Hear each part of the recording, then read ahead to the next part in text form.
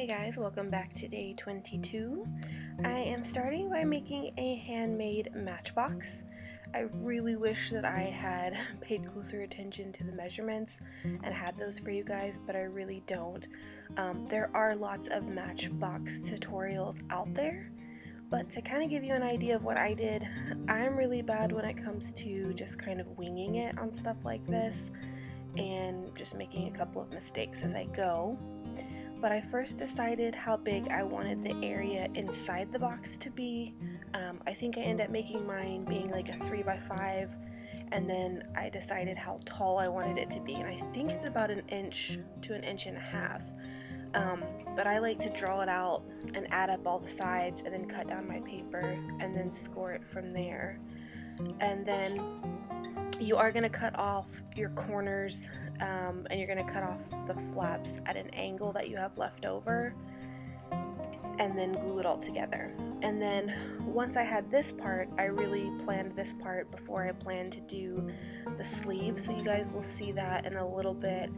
I made a sleeve out of some craft paper and I messed up the first time, so I actually had to make a second one, and instead of it being a full solid piece of paper for the sleeve, which is usually your goal, you know, you want one solid piece so that you only have to cut out one piece and, you know, glue it together and slide it over the box.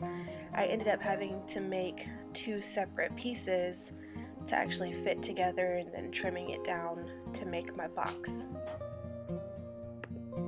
So I'm using hot glue to attach my sides, and I'm doing that because I want it to dry really quickly.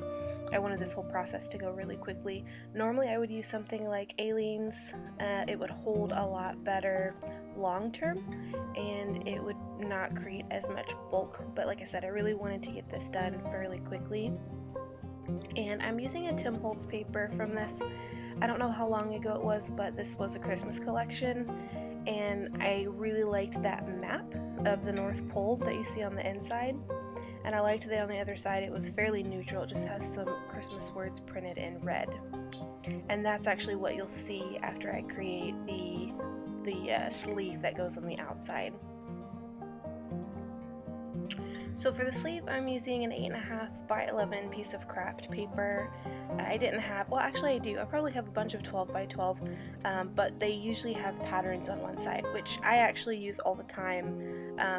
Instead of tossing or just not using my craft papers that have designs that I don't like, I just use the back side that doesn't have a design on them, which is actually a good tip if you do have some of those craft papers that you're just kind of like, I don't really think I'll ever use this in a project. Flip it over, use the back side.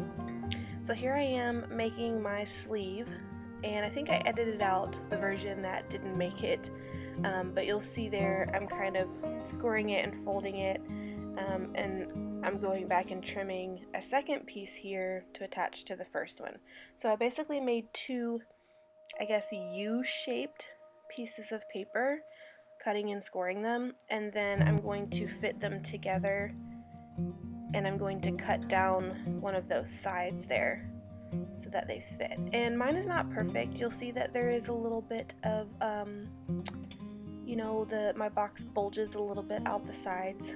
I'm not aiming for perfect here, I just want it to be the general idea of that matchbox. And I'm going back and I'm rescoring it because I had scored in the wrong place. So, and here I'm just trimming down the sides so that there's not any extra overhang of paper once I make the box sleeve. So I'm going to glue those 2 together, and then it's going to slide right over my box. And like I said, it does kind of bulge on the sides a little bit, but that's okay because I am going to wrap it up with string and kind of pull it all together.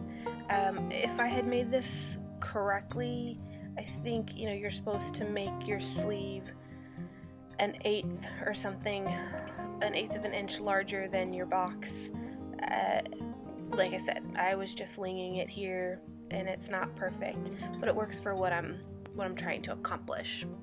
So next I'm going to fill up my box. I'm going to put in some little pieces of shred, and then I'm going to put my items inside and close it up so you can't see what those are.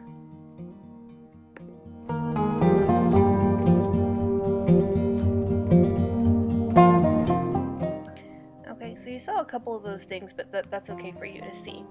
There's other things in there that I didn't want you guys to see, because I don't want Jill to see before it's too early for her to open it. I'm going to take a piece of my baker's twine here and attach it to the bottom of my box with some tape just to secure it, and then I'm just going to wrap it several times around the box to make sure that it holds the box closed, and then I'm going to secure it again on the bottom with some more tape.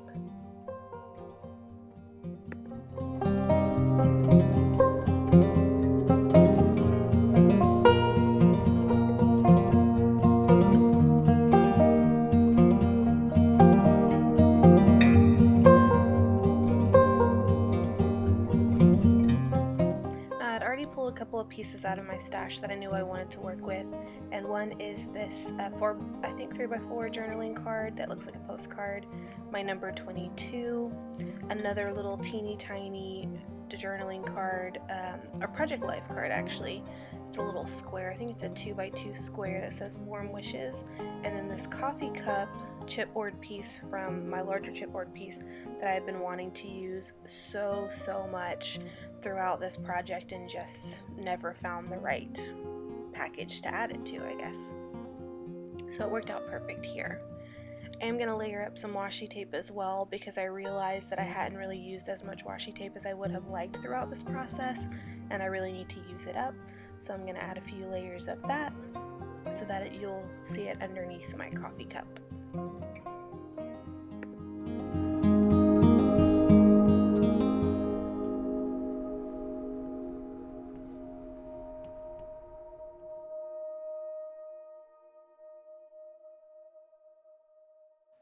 And of course, one of the other things that I have a lot of are those little deer paper clips, so I'm adding one of those guys on, and then of course I have a million snowflakes, as you guys have seen throughout this whole process. So I'm just going to add a little bit of hot glue to secure it in place, and then slip it between my tag and my package. I'm going to add some additional pieces here, a holly leaf, again just trying to use up all of that stash.